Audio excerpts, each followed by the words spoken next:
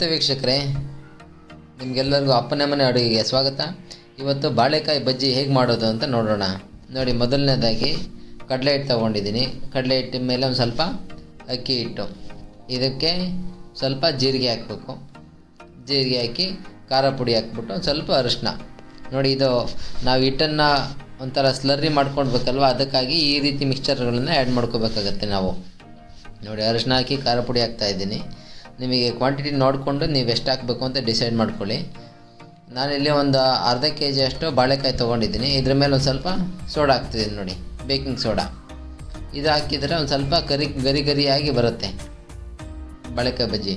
ಹಾಗಾಗಿ ಇದನ್ನು ಕೂಡ ಆ್ಯಡ್ ಮಾಡ್ಕೊಳ್ಳಿ. ಇದಿಲ್ಲ ಅಂದ್ರೂ ಕೂಡ ಓಕೆ, ಫೈನ್, ನೋ ಪ್ರಾಬ್ಲಮ್ಮು. ಲಾಸ್ಟಿಗೆ ಒಂದು ಸ್ವಲ್ಪ ರುಚಿಗೆ ತಕ್ಕಷ್ಟು ಉಪ್ಪು, ಇದನ್ನೆಲ್ಲ ಹಾಕ್ಕೊಂಡು ಸ್ವಲ್ಪ ವಾಟ್ರ್ ಹಾಕ್ಕೊಂಡು ನೀಟಾಗಿ ನಾವು ಮಿಕ್ಸ್ ಮಾಡ್ಕೋಬೇಕಾಗತ್ತೆ.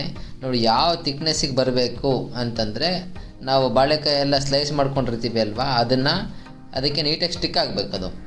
ಸೊ ಹಾಗಾಗಿ ನಾವು ಎಷ್ಟು ಸ್ಲರಿ ಬೇಕು, ಎಷ್ಟು ತಿಕ್ನೆಸ್ ಬೇಕು, ಅದನ್ನು ಸ್ವಲ್ಪ ವಾಟ್ರ್ ಆ್ಯಡ್ ಮಾಡ್ಕೋಬೇಕಾಗತ್ತೆ. ಇವಾಗ ಮಾಡಿದ್ದೀನಿ ನೋಡಿ.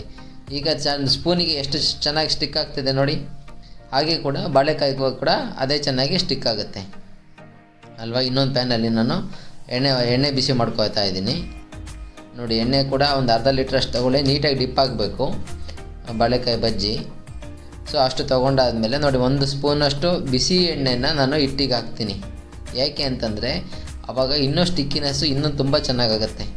ಪ್ರೀವಿಯಸ್ಲಿ ಅದರಲ್ಲಿ ವಾಟರ್ ಇರೋದ್ರಿಂದ ಅದು ಮಾತ್ರ ಸ್ಟಿಕ್ ಆಗುತ್ತೆ. ಆಯಿಲ್ ಬಿದ್ದ ಮೇಲೆ ಇನ್ನೂ ಚೆನ್ನಾಗಿ ಸ್ಟಿಕ್ಕಿ ನೇಚರ್ ಬರುತ್ತೆ ಈ ಹಿಟ್ಟಿಗೆ, ನಾವು ಕಲಿಸಿರ್ತಕ್ಕಂಥ ಹಿಟ್ಟಿಗೆ. ಹಾಗಾಗಿ ಅದನ್ನು ಕೂಡ ಆ್ಯಡ್ ಮಾಡ್ಕೊಳ್ಳಿ. ಅದಾದಮೇಲೆ ಎಷ್ಟು ಏನಿಲ್ಲ, ಆಯಿಲ್ ಮೇಲೆ ಫ್ರೈ ಮಾಡೋದಷ್ಟೇ ನಮ್ಮದು. ನೋಡಿ, ಒಂದೊಂದಾಗಿ ಹಾಕಿ ನೋಡಿ, ಒಂದು ದೊಡ್ಡದಾಗಿ ಕಟ್ ಮಾಡ್ಕೊಂಡಿದ್ದೀನಿ. ಒಂದು ಬಾಳೆಕಾಯಲ್ಲಿ ನೀಟಾಗಿ ಸ್ಲೈಸ್ ಮಾಡ್ಕೊಂಡಿದ್ದೀನಿ.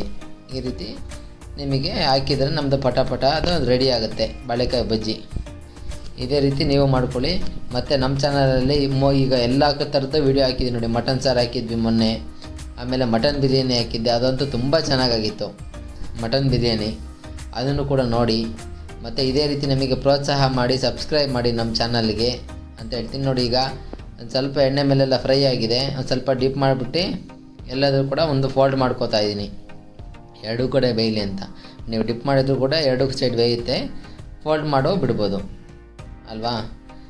ಇದನ್ನು ಕೂಡ ತುಂಬ ಚೆನ್ನಾಗಾಗುತ್ತೆ. ಬಟ್ ಇದು ಬೇಗ ಆಗುತ್ತೆ, ತುಂಬ ಬೇಗನೆ ಆಗುತ್ತೆ. ಒಂದು 15 ಮಿನಿಟ್ಸು ಬೇಡ. ನಾವು ಬಾಳೆಕಾಯೆಲ್ಲ ಹೆಚ್ಕೊಬಿಟ್ರೆ ಒಂದು 10 ಮಿನಿಟ್ಸಲ್ಲೇ ಬೇಗನೂ ಕೂಡ ಮಾಡ್ಕೊಬೋದು ನಾವು ಇದೇ ರೀತಿ. ಮತ್ತು ಅವತ್ತು ದೀಪಾವಳಿ ಸ್ಪೆಷಲ್ಗೂ ಅದು ಕೂಡ ಒಂದು ಅರ್ಧ ಗಂಟೆ ಇತ್ತು ವೀಡಿಯೋ. ಬಟ್ ಅದ್ರಲ್ಲಿ ವೆರೈಟಿ ತುಂಬ ಇರೋದ್ರಿಂದ ಟೈಮ್ ಕನ್ಸಂಪ್ಷನ್ ಆಗೇ ಆಗುತ್ತೆ ವೀಡಿಯೋ ಮಾಡಬೇಕಾದ್ರೆ. ಬೇರೆ ವೆರೈಟಿ ತೋರಿಸ್ಬೇಕಲ್ವ, ಒಂದೇ ವೀಡಿಯೋದಲ್ಲಿ ತೋರಿಸ್ಬೇಕು. ಯಾಕಂದರೆ ದೀಪಾವಳಿ ಫೆಸ್ಟಿವಲ್ದು ಮಾಡ್ತಕ್ಕಂಥ ಅಡುಗೆ ಆಗಿತ್ತು. ನೋಡಿ, ಇದನ್ನು ಕೂಡ ದೀಪಾವಳಿಗೆ ಮಾಡಿರಲಿಲ್ಲ. ಅವತ್ತು ಬಜ್ಜಿ ಮಾಡಿದ್ದೆ, ಬೋಂಡ ಮಾಡಿದ್ವಿ. ಅದನ್ನು ತೋರಿಸ್ಲಿಕ್ಕೆ ಆಗಿಲ್ಲ, ಯಾಕಂದರೆ ತುಂಬ ವೀಡಿಯೋಸ್ ಲೆಂತ್ ಜಾಸ್ತಿ ಆಗುತ್ತೆ ಅಂತ ಅಲ್ವಾ. ನೋಡಿ, ತೋರಿಸ್ತಾ ಇದ್ದೀನಿ, ಆಗಿದೆ ನೋಡಿ. ತೀರಾ ಬ್ರೌನ್ ಮಾಡ್ಕೋಬೇಡಿ, ಮೀಡಿಯಮ್ ಫ್ಲೇಮಲ್ಲಿ ಮಾಡ್ಕೊಳ್ಳಿ.